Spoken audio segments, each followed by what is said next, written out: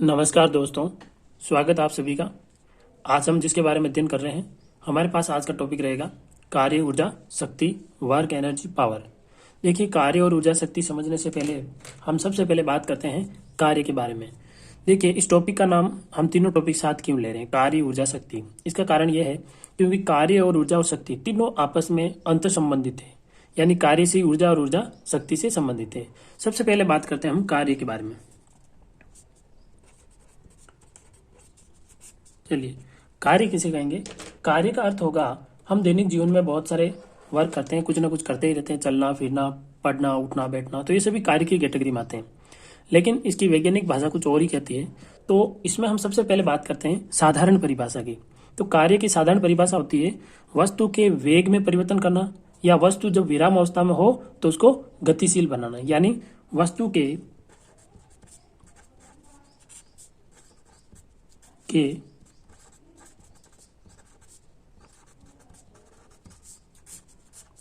विराम अवस्था में परिवर्तन, विराम अवस्था में परिवर्तन या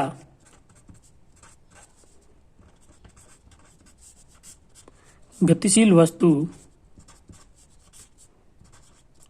के वेग में परिवर्तन।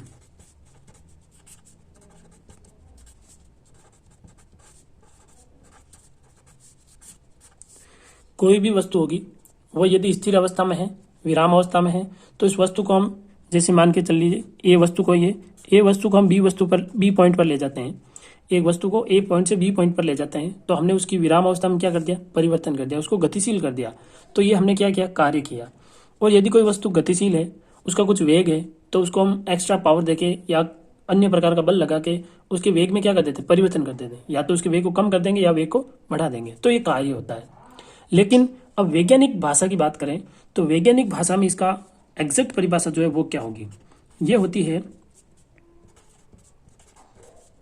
कार्य जो होगा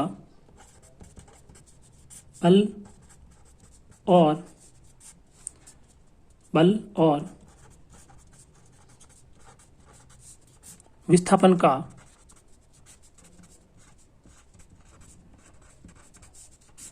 गुणनफल होता है। देखिए, इसका क्या तात्पर्य हुआ? बल और विस्थापन का गुणनफल। इसका तात्पर्य यह हुआ यदि कोई भी वस्तु होगी, उस वस्तु पर हम बल लगाएंगे। मान के चलिए कि ये कोई सरफेस है, ठीक है। इस सरफेस पर ये कोई वस्तु रखी हुई है, ये वस्तु हो गई। अब हम ऐसा मान लेते हैं कि इस वस्तु पर हमने एक बल लगाया F, ये बल लगाया तो वस्तु जो है वो ए स्थान से, यानी स्थान जो ए है, ए स्थान से कहाँ चली जाती है? बी पॉइंट पर चली जाती है, बी पॉइंट पर चली जाती है।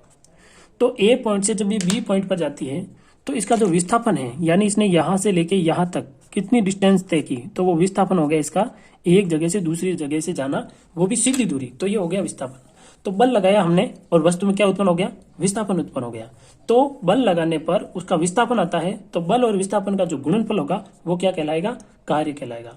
तो इस आधार पर हम बहुत ही इंपॉर्टेंट फॉर्मूले पे पहुंचे हैं कि कार्य W वर्क बराबर बल हम लगा रहे हैं F और वस्तु में विस्थापन उत्पन्न हो रहा है S। जिनको विस्थापन के बारे में नहीं पता है उनके लिए बता देता हूं, विस्थापन भी एक दूरी होती है, लेकिन ये दूरी हमेशा सीधी रेखा में होती है, ठीक है। चलिए, तो हमारे पास में कार्य का सूत्र निकल कर आया है, बहुत ही इंपॉर्टेंट फॉर्मूला, वो है W बराबर F गुणा S। अब एक चीज और ध्यान रखिएगा आप इस टॉपिक में, जो कार्य होता है वो एक अदिश राशि होती है। अदिश का मतलब होता है जिसकी कोई दिशा होना जरूरी नहीं है। कार्य किसी भी दिशा में किया जा सकता है, ठीक है। लेकिन बल और विस्थापन कैसी राशियां हैं? सदिश राशियां। ये चीजें हमें ध्यान रखनी है। तो अब मैं यदि बात करूं कि यदि इसका मुझे सदिश फॉर्मूला निकालना है, कुछ फॉर्मूले आपको जो ध्यान रखने हैं, ठीक है। तो यदि मुझे सदिश फॉर्मूला निकालना है तो मैं कैसे निकालूं? देखिए, सदिश सूत्र, कार्य का सदिश सूत्र कैसे निकालें? तो देखिए, कार्य का सदिश सूत्र निकालने के लिए मैं एक मान के चल लेता हूं कि ये जो हमने चित्र बनाया था, एक बार इसको वापस रिपीट करता हूं मैं। ये कोई वस्तु है जो कि ए स्थान पर है। इस वस्तु पर हमने बल लगाया F बल लगाने से वस्तु बी पॉइंट पर आ जाती है, ठीक है। तो ए पॉइंट से बी पॉइंट पर आ जाती है, तो इसने विस्थापन कितना तय किया? इसका जो विस्थापन हुआ वो S विस्थापन हुआ, ठीक है। अब F बल लगाया गया, S विस्थापन उत्पन्न हो गया। तो हमें इसका जब सदिश फॉर्मूला निकालना होगा तो हम इसके बनाएंगे घटक। अब घटक कैसे बनाएंगे देखिए, हम मान के चल रहे हैं कि बल किसी एंगल पर लगाया गया है, कोई न कोई कोण है, तो मान के चलिए कि ये कोण जो है वो थीटा है, थीटा कोण पर लगाया गया है। जब भी इस प्रकार का फॉर्मेट बनता हो और बल के हमें घटक निकालने हो तो इसका घटक निकालने का तरीका होता है, ये आप बिल्कुल ध्यान रखिएगा। इसको कहते हैं, इस नीचे वाले घटक को जो इस डायरेक्शन में होगा उसको कहेंगे एफ कोस थीटा, और एक घटक ऊपर की तरफ होता है उसको कहते हैं F sine theta, F sine theta. वस्तु की गति के लिए कौन जिम्मेदार है? वस्तु की गति के लिए जिम्मेदार है एफ कोस थीटा। तो अब जो बल लगेगा वो बल क्या होगा? एफ कोस थीटा होगा, और विस्थापन क्या होगा? एस। तो हमारे पास में इसका सदिश फॉर्मूला आएगा, वो आएगा W बराबर एफ कोस थीटा, ये तो बल आ गया, गुणा विस्थापन कितना है? एस। तो सूत्र बन रहा है W बराबर एफ एस कोस थीटा।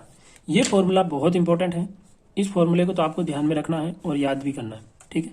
तो अभी तक सदिश फॉर्मूला नहीं बनाया हमने, अब इसका यदि सदिश फॉर्मूला निकालना है तो सदिश सिद्धांत क्या कहता है? सदिश सिद्धांत यह कहता है कि जब यहाँ पर कोस थीटा दिखे आपको तब हम इसको ऐसा लिख सकते हैं, W बराबर एफ सदिश है तो इसके ऊपर सदिश राशि का चिन्ह लगा देते हैं, डॉट एस और सदिश।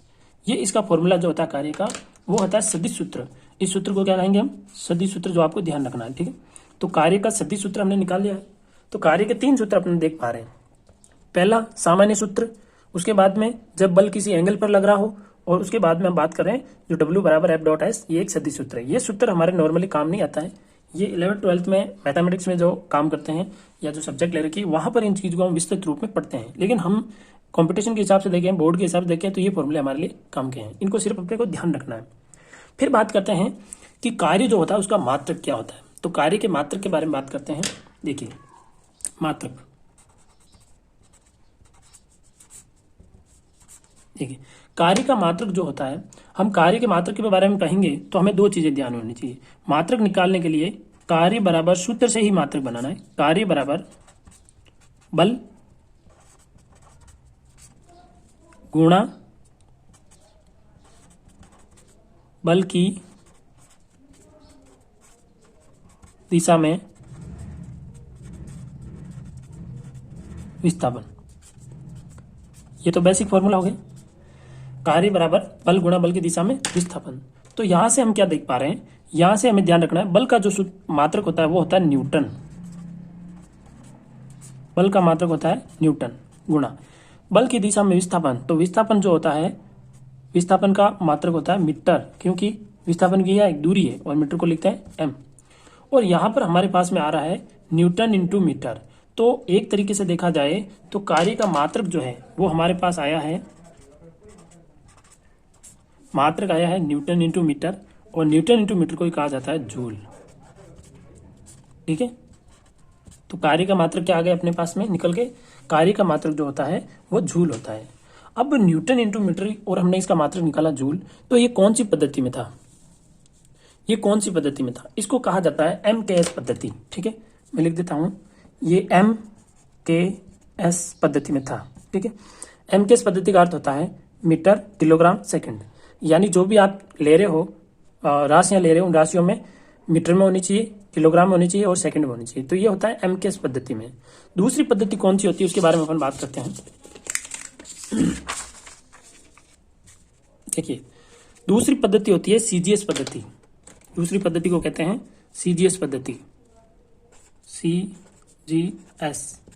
CGS पद्धति का अर्थ हुआ सेंटीमीटर, ग्राम और सेकंड, यानी जो किलोग्राम था उसको अब किस में बदलना है? ग्राम में बदलना है। जो मीटर में था उसको सेंटीमीटर में, और समय जो है वो सेकंड में ही रहेगा। तो हमारे पास में यहाँ पर फॉर्मूला था न्यूटन इंटू मीटर। तो 1 न्यूटन के अंदर कितने न्यूटन का जो अपन CGS पद्धति में बात करेंगे तो CGS पद्धति में मात्रक होता है 1 न्यूटन बराबर 10⁵ डाइन। ये तो हो गया न्यूटन का। और 1 मीटर में होते हैं 100 सेंटीमीटर, 100 सेंटीमीटर, ठीक है। तो यहां पर इसको सोल्व करने पर क्या आ रहा है? देखिए 10⁵ ये है, 2 ये है, तो 10�7 डाइन इंटू सेंटीमीटर। तो हमारे पास क्या निकल के आया? 10⁵ डाइन इंटू सेंटीमीटर, और डाइन इंटू जो सेंटीमीटर है इसको लिखा जाता है अर्ग, 10⁵7 अर्ग। तो एक तरीके से देखा जाए तो ये हमारे पास में आ गया 1 जूल। जो 1 जूल था ना, न्यूटन इंटू मीटर, तो उसके अंदर कितने अर्ग होंगे, उसका सीजीएस पद्धति में मात्रक जो हो जाएगा वो हो जाएगा अर्ग, यानी 1 जूल बराबर 10⁻7 अर्ग। ये भी फॉर्मूला आपको थोड़ा सा ध्यान रखना है, क्योंकि यहाँ पर क्या है कि प्रश्न पूछ लिया जाता है कंपटीशन एग्जाम में 1 जूल में कितने अर्ग होते हैं। तो यहाँ पर ऑप्शन आ जाता है 10⁵5, 10⁶, 7, 8, तो आपको वहाँ 10⁵7 जो है वो राइट टिक करके आना है। अब ये हो गई अपने पास में कंप्लीटली कार्य के बारे में कि कार्य उसकी परिभाषा क्या होती है, उसका मात्रक क्या होता है, उसका बेसिक जो इसके पीछे का विज्ञान है वो क्या है। अब एक चीज जरा हम देख रहे हैं यहाँ पे, अब यदि हमें कहा जाए कि किसी दीवार को धक्का देना है, तो दीवार को धक्का देना है, तो दीवार को धक्का देते हुए क्या हम दीवार को धक्का दे पाते हैं? यदि मैं आपको कहूं कि दीवार को धक्का देना है और दीवार वहां से हिलती तक नहीं है, दीवार वहां से नहीं खिसकती है, तो मैं एक तरीके से आपको कह सकता हूं कि वहां जो हमने कार्य किया, तो कार्य किया तो बल तो लगाया, लेकिन विस्थापन कितना आया? विस्थापन आया 0। तो विस्थापन क्यों? क्योंकि दीवार खिसकी नहीं। दीवार जब तक नहीं खिसकेगी तब तक विस्थापन 0 होगा। तो किया गया कार्य भी कितना आया? 0। तो ऐसी स्थिति में क्या होता है, जब किसी वस्तु के अंदर विस्थापन उत्पन्न नहीं हो रहा है तो आपके द्वारा किया गया कार्य शून्य माना जाएगा। भले ही आपने कितना ही बल लगाया हो, लेकिन विज्ञान की दृष्टि से वो कार्य कितना माना जाएगा? शून्य माना जाएगा। ठीक है। अब यदि ऐसे कुछ उदाहरण भी है, उनके बारे में बात करेंगे। इससे पहले कुछ कंडीशन लेते हैं। देखिए, हमारे पास में एक बेसिक फॉर्मूला है कार्य का, वो है W बराबर Fs cos थीटा, ये फॉर्मूला। इस फॉर्मूले के आधार पर हम कुछ कंडीशंस की बात करेंगे। सबसे पहले कंडीशन की बात करते हैं, और पहली कंडीशन हमारे पास में है कि यदि मैं बल और विस्थापन समान दिशा में लगाऊं, अर्थात पहली कंडीशन में मैं कह रहा हूं ये एक सरफेस है, इस सरफेस पे ये वस्तु है, इस वस्तु पर हमने बल F लगाया है, और वस्तु पर F बल लगाने से वस्तु यहां चली जाती है, स्थिति B पर चली जाती है, और इसके अंदर जो विस्थापन है वो कितना आ जाता है? S विस्थापन आ जाता है। तो बल और विस्थापन देखो एक ही दिशा में लग रहे हैं, यानी जिस तरफ बल लग रहा है विस्थापन भी उसी दिशा में हो रहा है। तो इस समय हमें फर्स्ट कंडीशन में निकालना है कार्य। तो कितना कार्य किया होगा? तो यहां देखिए, जब कोई वस्तुएं, जब कोई राशियां एक ही दिशा में हो, तो वहां जो थीटा है, यहाँ का जो एंगल होगा इन दोनों के मध्य, वो एंगल कितना होगा? 180 डिग्री होगा। ठीक है, सॉरी 0 डिग्री, 0, क्योंकि एक ही दिशा में वो एंगल होगा 0 डिग्री। ठीक है, 180 डिग्री तब होगा जब विपरीत दिशा में हो। तो यहां पर दोनों के बीच में कोण F और S के बीच का कोण है वो कितना है? 0 डिग्री। तो हम निकाल रहे हैं कार्य, तो कार्य निकाल रहे हैं W बराबर F S कोस, और ये 0 डिग्री, और कोस 0 का मान कितना होता है? कोस 0 का मान होता है 1। तो मैं लिखूंगा, यहाँ बता देता हूं मैं आपको, कोस 0 का मान 1 होता है। तो हमारे पास में किया गया कार्य आ रहा W बराबर Fs। ठीक है। अब यहाँ पर एक बहुत ही इंपॉर्टेंट पॉइंट निकल के आया अपने पास में।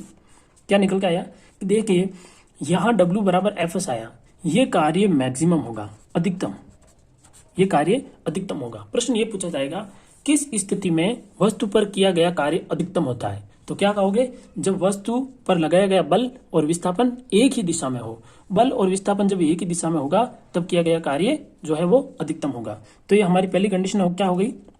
जब बल और विस्थापन एक ही दिशा में हो, बल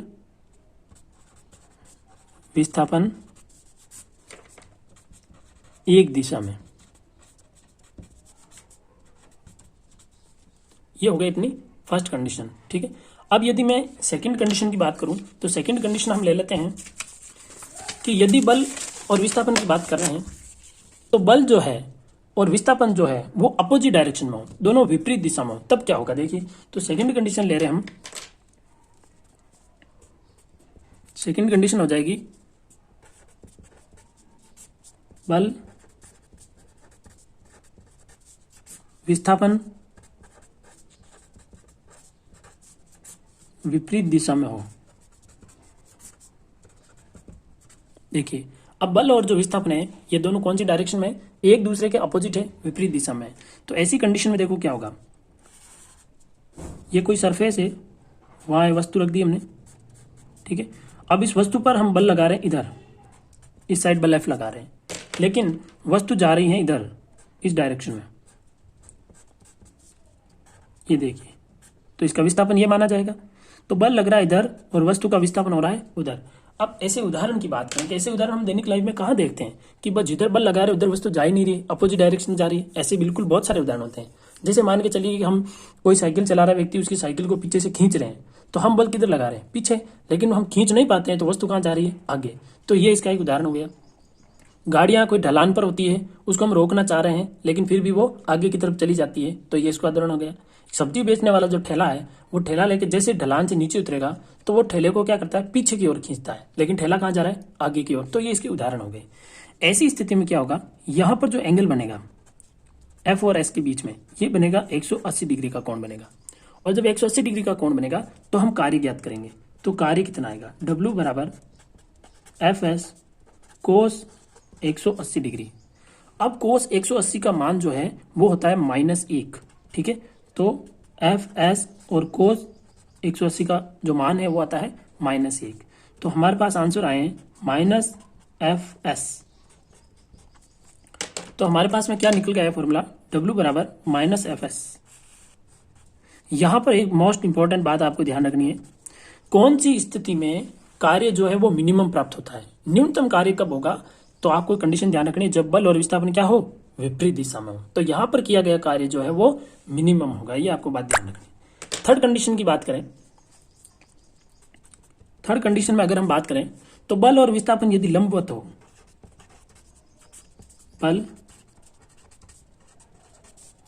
विस्थापन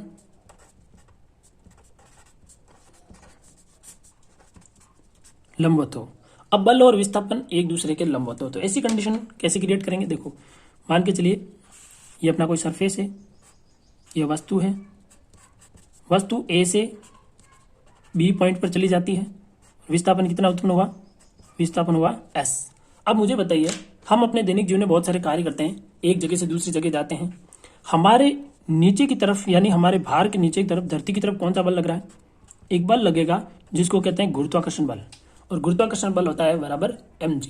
तो आप खुद देखिए एंगल कितना बन रहा है। हम गति ऐसे कर रहे हैं, बल निकल रहा है नीचे की तरफ, तो एंगल बन रहा है 90 डिग्री का। हम ऐसे प्रश्नों में कार्य उस बल द्वारा निकालते हैं जो बल लग रहा है। हम कभी ऐसा नहीं करते हैं कि कार्य किसी और का चीज का ही निकाल, नहीं, कार्य हम उसका निकालेंगे जिस बल से कार्य किया गया। तो बल F बराबर mg, नीचे की ओर लग रहा है, विस्थापन इस डायरेक्शन में हो रहा है। तो ऐसी कंडीशन में क्या करेंगे? देखो फॉर्मूला लगाते हैं अपन, यहाँ जो है वो थीटा बराबर जो बन रहा है वो बन रहा है आपके 90 डिग्री। थीटा जो है वो कितना है? 90 डिग्री है। तो फॉर्मूले में रखते हैं, क्या आंसर आ रहे हैं देखते हैं। देखिए फॉर्मूले में रखने पर हम देखते हैं कि W बराबर एफ एस कोस 90, और कोस 90 का मान होता है 0। तो कोस 90 का मान होता है 0, ठीक है। तो किया गया कार्य W बराबर 0। यहां पर भी बहुत बढ़िया प्रश्न बन जाता है कि कौन सी स्थिति में वस्तु पर किया गया कार्य शून्य होगा। तो ऐसी स्थिति कौन सी होगी? जब बल और विस्थापन एक दूसरे के लंबवत लगते हो। जब ये दोनों लंबवत लगेंगे तो ऐसी स्थिति में किया गया कार्य जो है वो कितना आता है? वो कार्य शून्य आता है, ठीक है। चलिए आगे हम बात करते हैं गुरुत्वीय बल द्वारा किया गया कार्य। हम आगे बात करेंगे जो गुरुत्वीय बल हमारे ऊपर लग रहा है उसके द्वारा किया गया कार्य कितना होता है और कौन सी स्थिति में होता है। तो हम हेडिंग डाल देते हैं गुरुत्वीय बल द्वारा किया गया कार्य।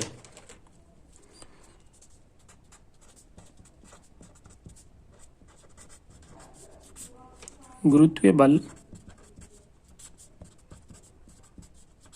द्वारा कार्य। देखिए गुरुत्वीय बल द्वारा हमें कार्य निकालना है। इसके लिए हमें क्या करना है, जैसे मान के चलिए कि गुरुत्वीय बल जो है हमारे ऊपर कितना बल लगा रहा है। तो यदि किसी वस्तु का द्रव्यमान m है, m द्रव्यमान है, और तो गुरुत्वीय बल गुरुत्वाकर्षण बल द्वारा जो गुरुत्वीय त्वरण उत्पन्न होगा वो g होगा।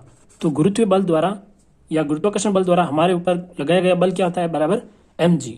जैसे यहाँ पर m की वैल्यू रख दीजिए, g की वैल्यू रख दीजिए, हमारे ऊपर बल कितना लग रहा है वो आ जाएगा, ठीक है। कोई व्यक्ति अगर 10 किलोग्राम का है, 40 किलोग्राम का, ऐसा मान लीजिए 40 किलोग्राम का है और गुरुत्वीय त्वरण जो होता है 9.8 होता है, लेकिन हम लगभग 10 मान लेते हैं, ठीक है।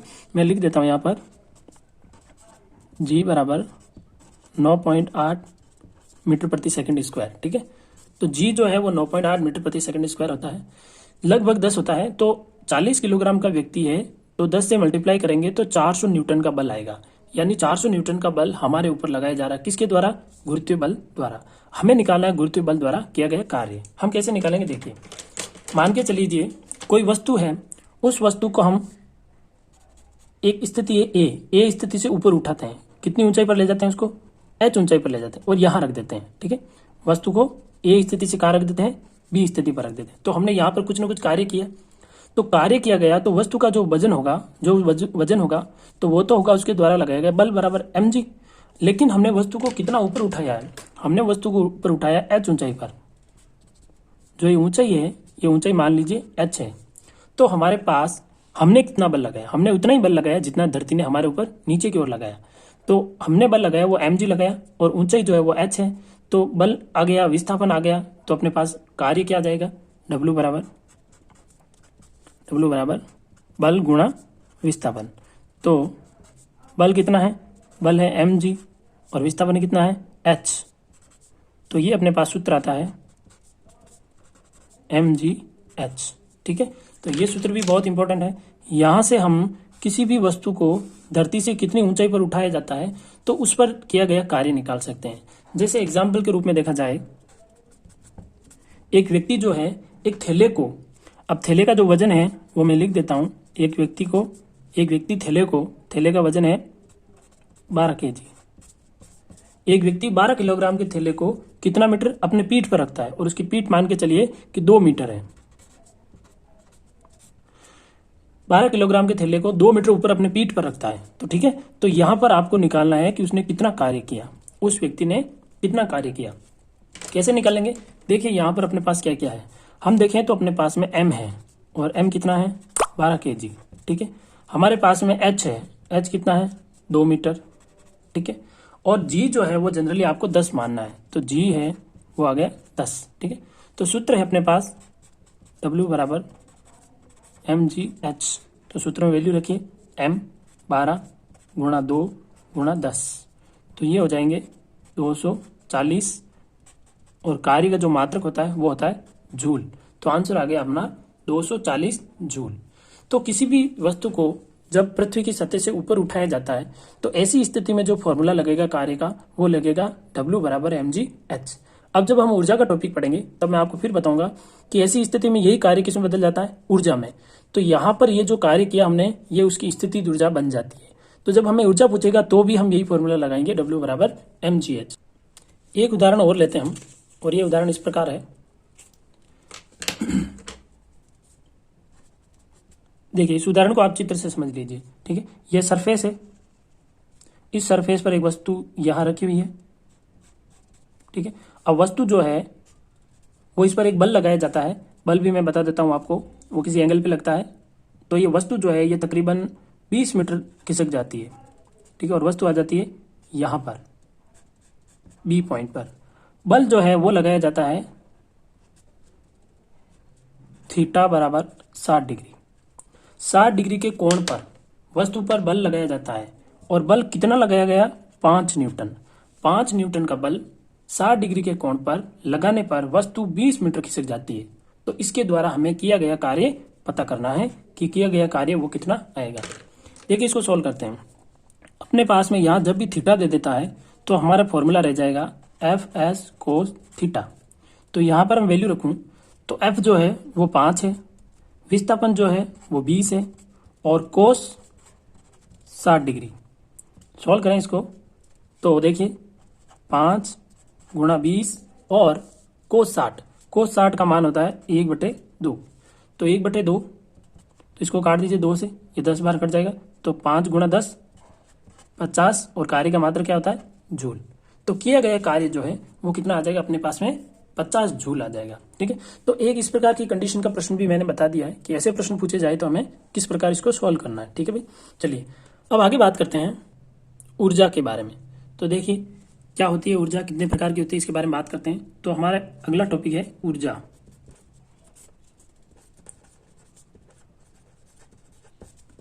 एनर्जी। सबसे पहले बात करते हैं ऊर्जा किसे कहते हैं। तो ऊर्जा किसे कहेंगे, देखिए हम भोजन करते हैं, भोजन करने से हमारे शरीर के अंदर ऊर्जा आ जाती है। ऊर्जा आ जाती है तो हम कार्य करने लग जाते हैं, यानी ऊर्जा होगी तो ही हम कार्य कर पा रहे हैं। इसका मतलब ऊर्जा क्या हुई, ऊर्जा हुई कार्य करने की क्षमता। तो इसकी परिभाषा हो गई कार्य करने की क्षमता, कार्य करने की जो क्षमता होती है उसी को हमने नाम दिया है ऊर्जा। अब बात करते हैं कि ऊर्जा जो है वो कितने प्रकार की होती है। तो ऊर्जा के कुछ प्रकार हैं, वो लिख लेते हैं हम। प्रकार की बात करें तो पहला होता है यांत्रिक ऊर्जा।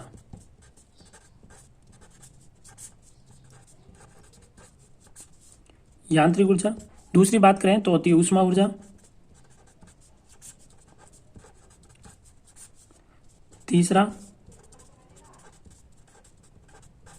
रासायनिक ऊर्जा। चौथा विद्युत ऊर्जा।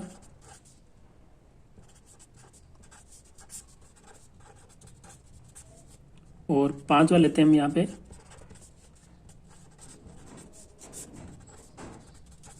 गुरुत्वीय ऊर्जा।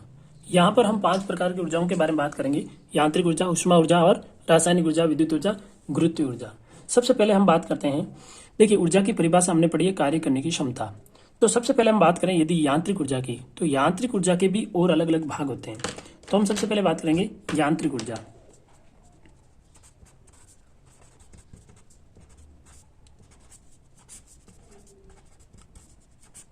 यांत्रिक ऊर्जा।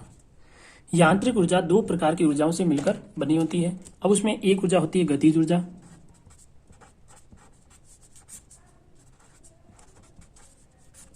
गतिज ऊर्जा प्लस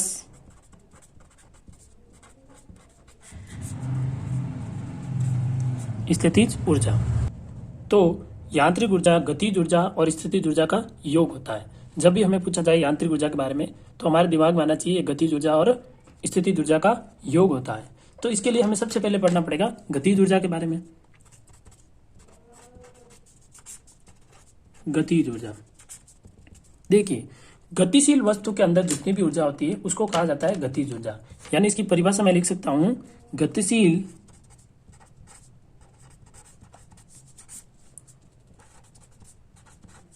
वस्तु में ऊर्जा। जो गतिशील वस्तु के अंदर ऊर्जा होगी उसी को हम कहेंगे गतिज ऊर्जा। जैसे हम कई सारी चीजें ले सकते हैं, जैसे यदि बंदूक से गोली चलती है तो गोली गतिशील है, उसके अंदर गतिज ऊर्जा है। धनुष से तीर चलता है तो तीर गतिशील है, उसके अंदर गतिज ऊर्जा है। जितने भी वाहन उड़ते हैं, चलते हैं, उन सब के अंदर गतिशील है, गतिज ऊर्जा है। हम भागते हैं, चलते हैं तो हमारे अंदर भी गतिज ऊर्जा है। ठीक है, तो गतिज ऊर्जा के बहुत सारे उदाहरण होते हैं। लेकिन हम बात करेंगे गतिज ऊर्जा का सूत्र क्या होता है। गतिज ऊर्जा हमें पूछ ली जाए तो हम गतिज ऊर्जा कैसे निकालेंगे। तो उसके लिए मान के चलिए आपको कुछ चीजें ध्यान रखनी है। मैं एक फॉर्मेट लिख रहा हूं, उसको ध्यान से देखिएगा। हम मान लेते हैं, माना m द्रव्यमान है। वस्तु का द्रव्यमान क्या है? m द्रव्यमान की वस्तु, वस्तु का द्रव्यमान है m द्रव्यमान की वस्तु है और उसका प्रारंभिक वेग जो है वो है u है। ठीक है, और उस पर हमने कुछ बल लगा दिया। ठीक है, तो बल है F। जैसे ही हमने m द्रव्यमान की वस्तु जो u वेग से गतिशील थी उस पर हमने F बल लगाया तो उसके अंदर विस्थापन जो है, विस्थापन S उत्पन्न हो गया। विस्थापन S उत्पन्न होने से उसका वेग बढ़ गया, तो उसका अंतिम वेग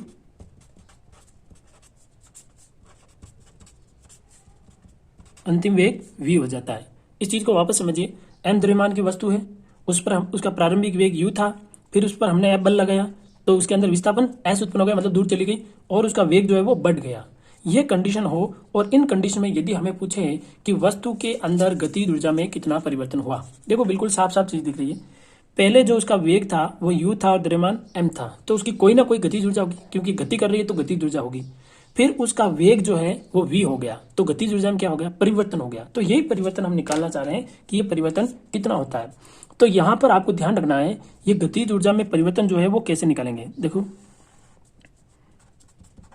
गतिज ऊर्जा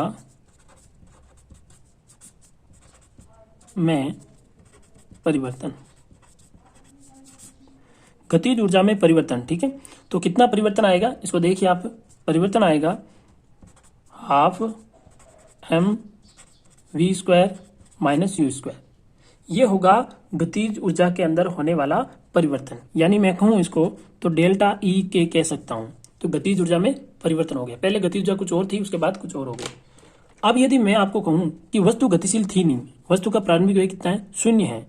यदि मैं ऐसा मान लूं कि प्रारंभिक वेग 0 है, वस्तु स्थिर अवस्था में थी, अब उसको हम धक्का दे रहे हैं, तो धक्का देने से वो गति करने लग जाएगी, तो उसके अंदर क्या उत्पन्न हो जाएगी, गतिज ऊर्जा। तो इस स्थिति में गतिज ऊर्जा जो है वो कितनी होगी, देखो हाफ m और u 0 हो जाएगा, तो पीछे बचेगा v, तो v²। ये फॉर्मूला बन गया अपने पास में। ये भी बहुत इंपॉर्टेंट फॉर्मूला है।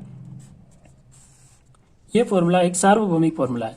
जितने भी गतिज ऊर्जा के आप प्रश्न पढ़ोगे उनमें ये फॉर्मूला आपको मिलेगा उसके आंसर में। गतिज ऊर्जा E के बराबर हाफ m v²। ये फॉर्मूला आपको याद रखना है। ये गतिज ऊर्जा का फॉर्मूला आ गया, ये गतिज ऊर्जा का, ठीक है। ये परिवर्तन का है, ये इसका है। अब एक चीज जरा बताइए, प्रश्न यदि ये पूछ ले जाए कि इसकी वस्तु पर जब बल F लगाया गया है तो इसमें कितना कार्य किया गया, तो बिल्कुल सिंपल है। मैंने आपको कहा था ऊर्जा और कार्य एक ही चीज है।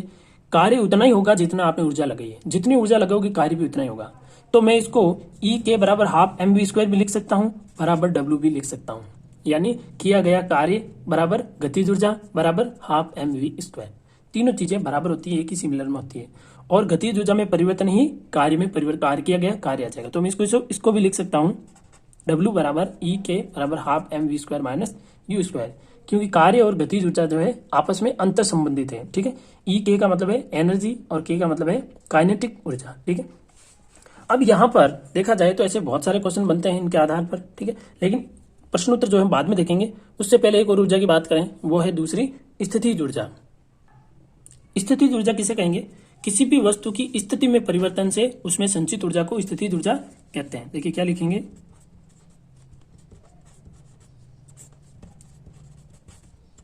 स्थितिज ऊर्जा को हम EP दर्शाते हैं, ठीक है, और गतिज ऊर्जा को EK। चलिए बात करते हैं स्थितिज ऊर्जा। स्थितिज ऊर्जा की परिभाषा क्या लिखेंगे, वस्तु की स्थिति या उसकी अवस्था में परिवर्तन ही उसमें जो ऊर्जा संचित होगी वो स्थितिज ऊर्जा की। अभी इसके उदाहरणों की बात करेंगे। देखिए वस्तु की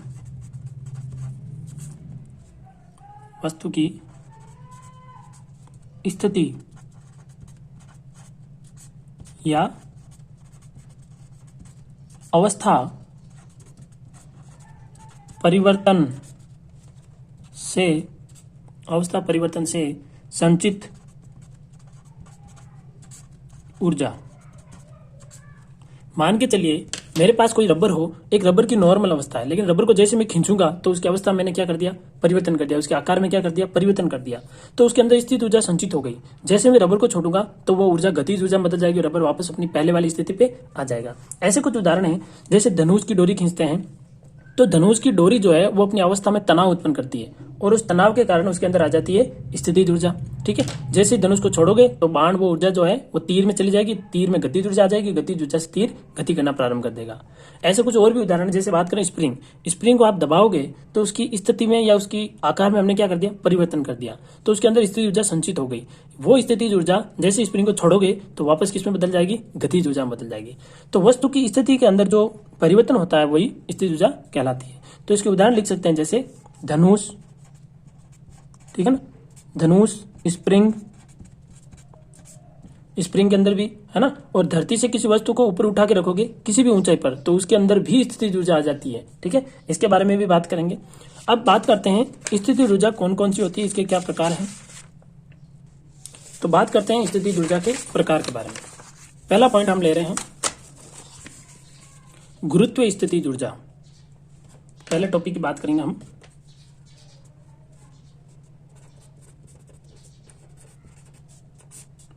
गुरुत्वीय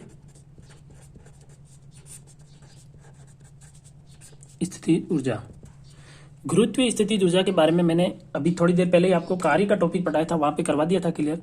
गुरुत्वीय स्थितिज ऊर्जा में मैंने आपको कहा था कि कोई वस्तु है उसको h ऊंचाई पर ले जाना है तो उसकी जो इतना भी हम कार्य करेंगे वो कार्य उसमें किसमें बदल जाएगा, उसकी ऊर्जा में बदल जाएगा। तो इसके लिए आपको सीधा फॉर्मूला ध्यान रखना, मैंने करवा दिया ये काम इसलिए मैं वापस नहीं करा रहा हूँ। EP बराबर जो होगा वो होगा mgh। ये सूत्र आप ध्यान रखिएगा। ये स्थितिज ऊर्जा का फॉर्मूला है, कब काम में लेना है, गुरुत्वीय क्षेत्र में स्थितिज ऊर्जा। यानी पृथ्वी जो है हमारे ऊपर बल लगाती है, बल के विपरीत हम कोई कार्य करते हैं तो वो कार्य ऊर्जा में बदल जाता है और उस वस्तु के अंदर स्थितिज ऊर्जा आ जाती है। चलिए आगे बात करते हैं, एक और टॉपिक है सरल लोलक में स्थितिज ऊर्जा। सरल लोलक में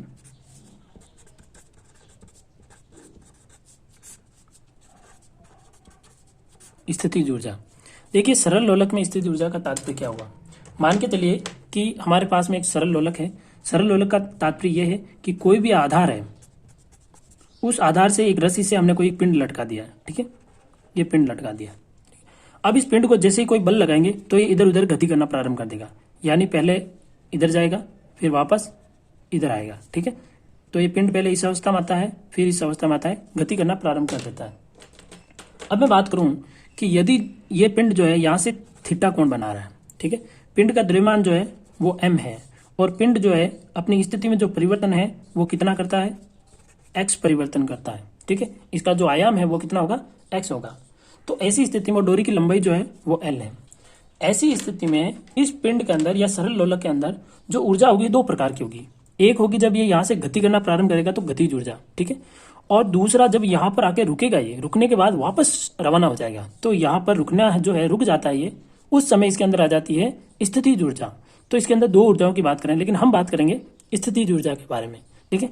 तो स्थितिज ऊर्जा का जो फॉर्मूला होगा इसके लिए वो होगा EP बराबर हाफ mg अपॉन L गुणा x स्क्वायर, ठीक है।